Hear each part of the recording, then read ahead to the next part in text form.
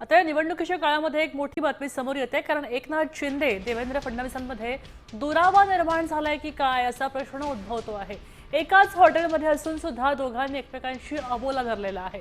शिंदे आणि फडणवीस एकमेकांशी बोलत नाहीत अशा प्रकारचं दिसतंय। तेव्हा काही काळ खरं तर भाजप आणि शिंदे सेनेमध्ये दुरावा असल्याचं पाहायला मिळत होतं, मात्र आता या पुन्हा चर्चेची पुष्टी होताना पाहायला मिळते, कारण एकाच हॉटेलमध्ये दोघांचाही मुक्काम होता, मात्र दोघेही एकमेकांशी बोलले नाहीत कळत आहे। अधिक माहिती माधुरी सावरकर देत आहेत।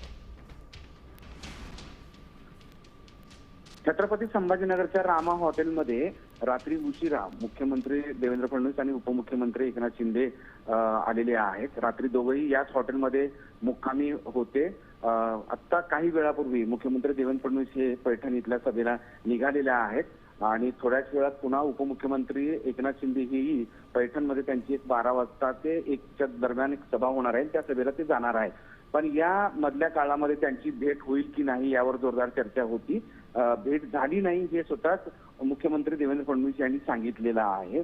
ते म्हणाले की आमची सातत्यानं फोनवर बोलणं होतं, त्यामुळे रात्री उशिरा आम्ही दोघंही आलेलो होतो आणि माझी लवकर सभा होती आणि एकनाथ शिंदे यांची दुपारी सभा असल्यामुळे ते उशिरा येत आहेत, त्यामुळे आमची भेट झाली नाही। चर्चा तर होत असतात असं स्पष्टीकरण असं मुख्यमंत्री स्वतः सांगितलंय। मात्र एक गोष्ट आहे की गेल्या काही दिवसांपासून दोन्ही पक्षातल्या नेत्यांमधला एकमेकांमध्ये आरोप प्रत्यारोप आणि त्याचबरोबर विसंवाद असल्याचं सातत्यानं बोललं जात होतं। धन्यवाद माधव सविस्तर माहितीसाठी। मात्र आपण देवेंद्र फडणवीस नेमकं काय म्हणाले ते ऐकूया।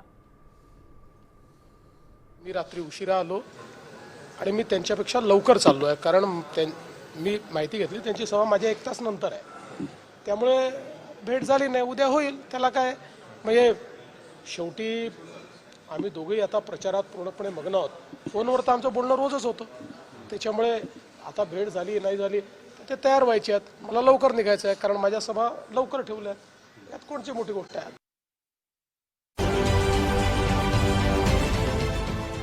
देश विदेशातील प्रत्येक घडामोडींचे लाईव्ह अपडेट मिळवण्यासाठी आता साम टीव्हीच्या सर्व सोशल मीडिया प्लॅटफॉर्मला लाईक, फॉलो आणि सबस्क्राईब करा। तसंच सर्व नोटिफिकेशनसाठी बेल आयकॉन प्रेस करायला विसरू नका।